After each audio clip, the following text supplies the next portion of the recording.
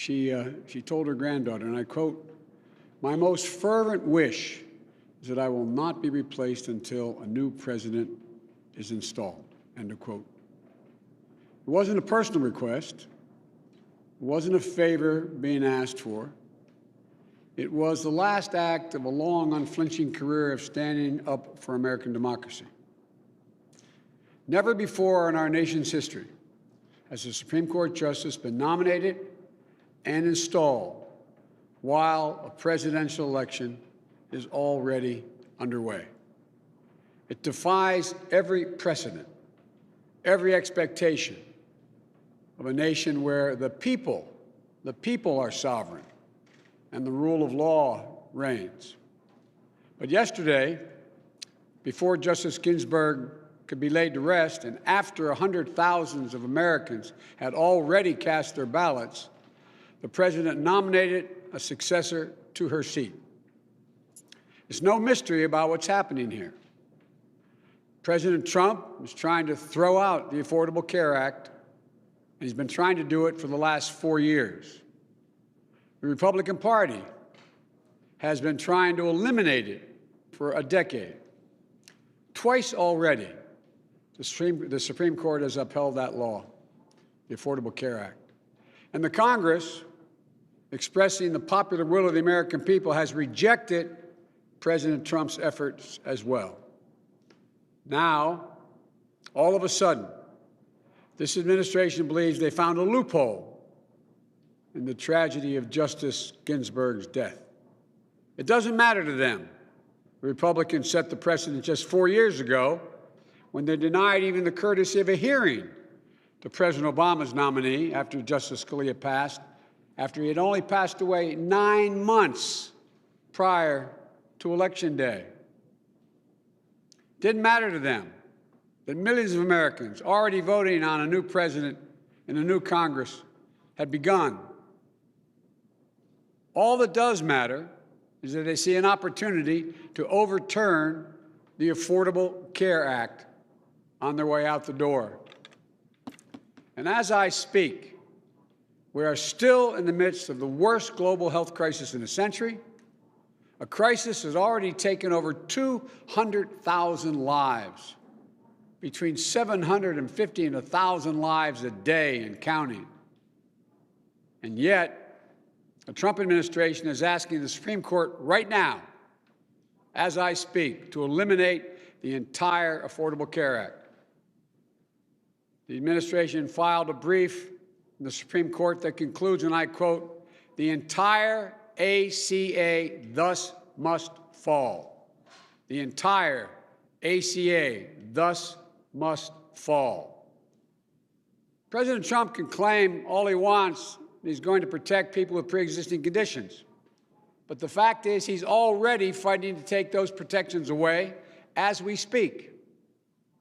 If he has his way, more than 100 million people with pre-existing conditions like asthma, diabetes, and cancer could once again be denied coverage. Complications from COVID-19, like lung scarring and heart damage, could become the next flood of pre-existing conditions used as an excuse to deny coverage to millions of people. Women could once again be charged higher premiums just because they are women. Pregnancy becoming a pre-existing condition again. Seniors would see their prescription drug prices go up and the funding for Medicare go down. It doesn't matter. It doesn't matter what the American people want. President Trump sees a chance to fulfill his explicit mission, steal away the vital protections of the ACA from countless families who have come to rely on them for their health, their financial security, and the lives of those they love. President Trump just tweeted an hour ago on my way here, and I quote, "Obamacare will be replaced with a much better and far cheaper alternative. If it is terminated in the Supreme Court, it would be a big win for the USA." It should come as no surprise that on Saturday, President Trump would nominate Judge Amy Coney Barrett and on Sunday lay out clearly what his objective is: to terminate Obamacare. The judge has a written track record of disagreeing adamantly with the Supreme Court's decisions on 2 occasions upholding the ACA. In fact, not as a judge, but prior to going on the bench, she publicly criticized Chief Justice Roberts' opinion upholding the law 8 years ago. The American people understand the urgency of this moment. They're already voting in droves because they know their health care hangs in the balance. They understand that if Donald Trump gets his way, they could lose their right to vote, their right to clean air and water, their right to equal pay for equal work. Workers could lose their collective bargaining rights. Dreamers could be thrown out of the only country they've ever known. And women could lose the bedrock rights enshrined in Roe v. Wade for 50 years. People are voting right now because they know the very soul of this country is at stake, and because they know that the decisions of the Supreme Court affect their everyday lives. Their voices may not matter to Donald Trump. They may not matter to Mitch McConnell. But there are Senate Republicans out there who know in their hearts but if they shut out the voices of those during a voting period, during an election, and closing the door on American democracy thereafter. This is where the power of the nation resides: in the people, in the rule of law, in precedents we abide by. To subvert both openly and needlessly, even as Americans cast their vote, would be an irreversible step toward the brink and a betrayal of the single quality that America is born and built on. The people decide. The Senate has to stand strong for our democracy. They must not act on this nomination until the American people finish the process they're already begun of selecting their president and their Congress. As I've said before, if the people choose Donald Trump, then the Senate should give his nominee a hearing and a vote. If the people do not choose Trump and choose me, President Trump's nomination should be withdrawn. I should nominate, chosen by a president who's just been elected and by the people, to get a fair hearing, which would not even occur until early February, a confirmation vote. The U.S. Constitution provides one chance, for the Americans to have their voices heard on who serves a lifetime appointment on the Supreme Court, who makes those big decisions about their health care, their civil rights, and much else. That chance is now. That moment is now.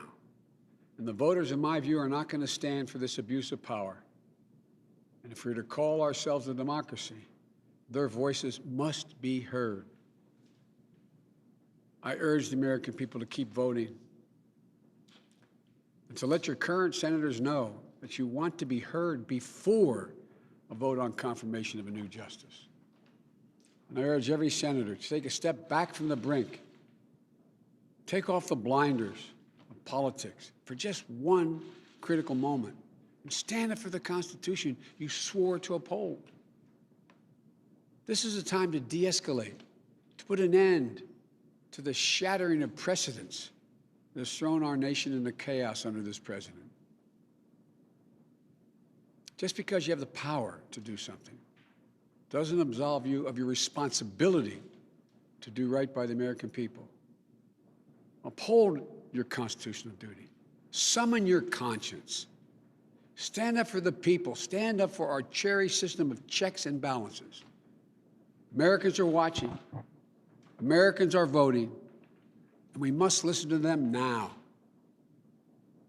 We must allow them to exercise this sacred power. So please, listen. Thank you. May God bless America. May God protect our troops. And I'll take a few questions. Yes, sir. Sir,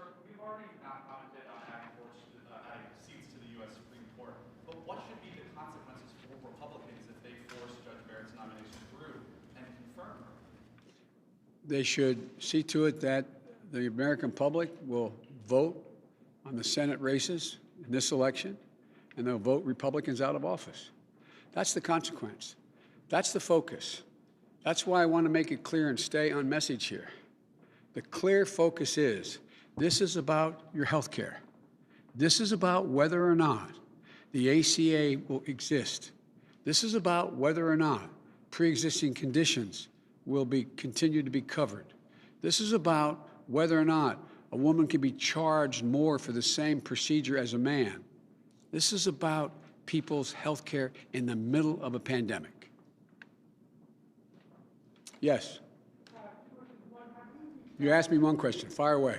Have you reached out to Senate Republicans that you've worked with to urge them not to vote? Have you had any contact with any? No, I have not. I concluded that that would put them in a position, if they were to vote the right way, that they'd be compromised because I called them.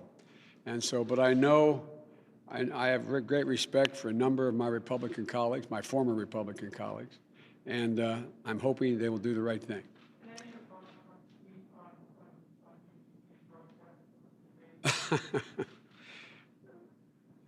He's almost, no, I have no comment. Yes?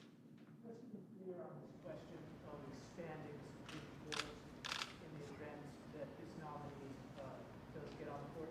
Have you ruled out expanding the Supreme Court as president under any circumstances whatsoever? I am not, and I know you're going to be upset with my answer. But what I'm not going to do is play the Trump game, which is a good game he plays. Take your eye off the issue before us. If I were to say yes or no to that, that becomes a big issue.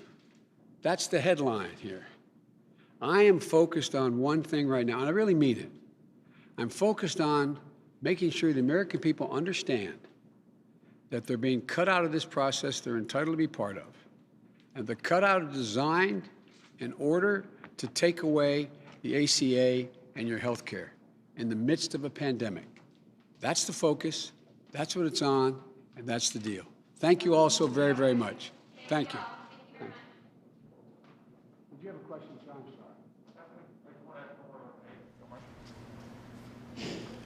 What do you feel like you have to accomplish to be successful on Tuesday? What do you have to do to win the debate? Just tell the truth. Thank you.